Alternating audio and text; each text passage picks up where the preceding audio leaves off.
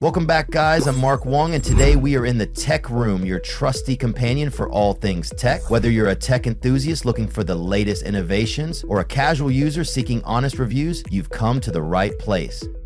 Join us as we dive deep into the realm of gadgets, gaming consoles, PCs, and more. In this video, we will be checking out the best value build for the Ryzen 7800X3D in 2025. The Ryzen 7800X3D is one of the best gaming processors on the market. That being said, this beast is best paired with an upper mid-range to high-end GPU. Of course, we'd also want to cover all the other components that fit well with the 7800X3D, so be sure to stick around and find out. To help you further, there are timestamps and direct links to all the products in the description below. It's worth noting that the prices can change from time to time, so again, be sure to take a close look at the direct links for the updated price tags. On top of that, be sure to take a look at our landing page in the description for the complete list of all our products featured. So, let's get started. So as we said earlier, the Ryzen 7800X3D is one of the best gaming CPUs in 2025. Priced at $409, this gaming machine boasts 8 cores and 16 threads with an operating frequency of 4.2 gigahertz. It also offers 96 megabytes of L3 cache, allowing you to run the most demanding games as smoothly as possible. On top of that, with its 8 cores, the 7800X3D is also a great CPU for multi-threaded applications such as video editing and graphic design work. Basically, the 7800X3D can handle everything you throw at it. Moving on, let's talk about the best GPU for the 7800X3D. To be fair, you compare any GPU with the 7800X3D and it will still perform with little to no bottlenecking, even if it's the RTX 5090 or the RTX 4090. But then again, we're talking about the best value build, so the 5090 is out of the question. That being said, the ideal pairing would not be less powerful than a Radeon 7900 GRE or an Nvidia 4070 Super. If you want to pair it with the newer generation of graphics cards, we recommend going for the RTX 5070 up to the RTX 5080. A Radeon 9070 or a 9070 XT would pair pretty well with the 7800X3D. Next, let's move on to the RAM. Now, the RAM doesn't really improve gaming performance, and on top of that, the 7800X3D isn't RAM speed dependent thanks to its huge amount of V cache. That being said, we recommend the Team T-Force Delta priced at $88. This DDR5 RAM is a 32 gigabyte kit with a 6,000 megahertz speed and a cache latency of 30, priced at $103.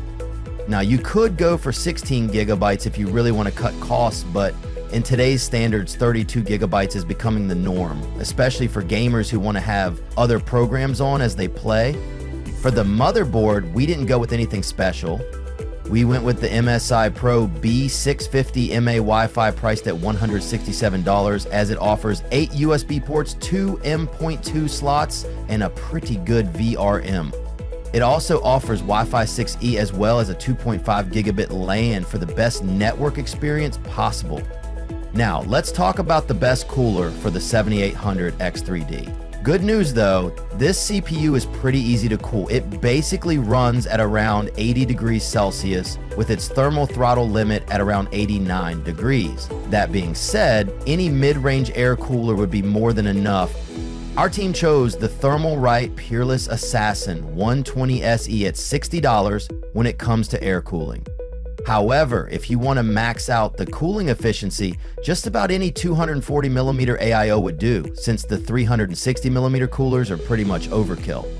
Personally, we just went with the MSI MAG Coreliquid A13 240 Black, priced at $85, and this is more than enough for keeping your CPU temperatures cool. Now we move on to the best SSD for the Ryzen 7800X3D. For starters, a SATA SSD is already a great choice for gaming, but NVMe drives offer less cable management, ease of installation, and slightly better performance. Aside from that, PCIe Gen 5, 6 are incredibly expensive and don't give additional gaming benefits over PCIe Gen 3 or 4 SSDs. So our personal take, get a Gen 3 or Gen 4 NVMe with a good SLC cache or post-memory buffer process, such as the Silicon Power NVMe Gen 3 SSD. This SSD has 1 terabyte of storage priced at $58, which is more than enough if you want to store more than a couple games on your system. Although, if you want more storage, you can go for a 2 terabyte stick priced at $98.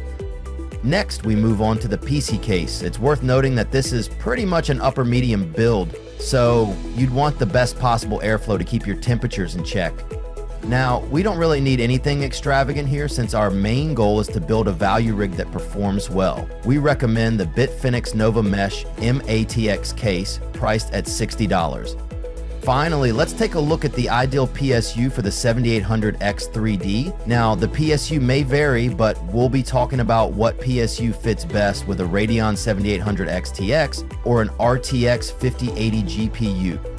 Of course, the better the GPU you'll be pairing with the 7800 X3D, the higher the PSU requirement. With this build, it's best to go with a B-tier PSU.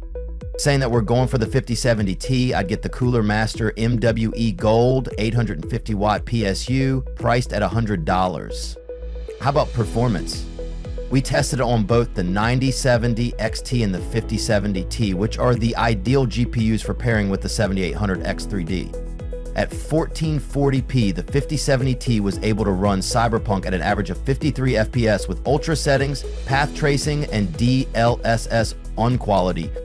At 4K, the 5070T was able to get an average of 31 FPS on ultra settings with path tracing and DLSS on quality. Trying it out on the 9070 XT at 1440p, we were able to run Black Myth Wukong at an average of 91 FPS on the very high preset with FSR 75 on quality and both ray tracing and frame generation off. Trying it out on the 9070 XT at 4K, we were able to run Black Myth Wukong at an average of 58 FPS on the very high preset with FSR 75 on quality and both ray tracing and frame generation off. And there you have it, folks, the best value build for the Ryzen 7800 X3D in 2025. If you like this video and it helped you in any way, please do give it a like and hit the subscribe button. If you have a question or a product you want us to review, be sure to drop your recommendations in the comments below. Until next time, this is Mark signing off, reminding you to stay connected and updated with all of our research into everything that makes our tech rooms great.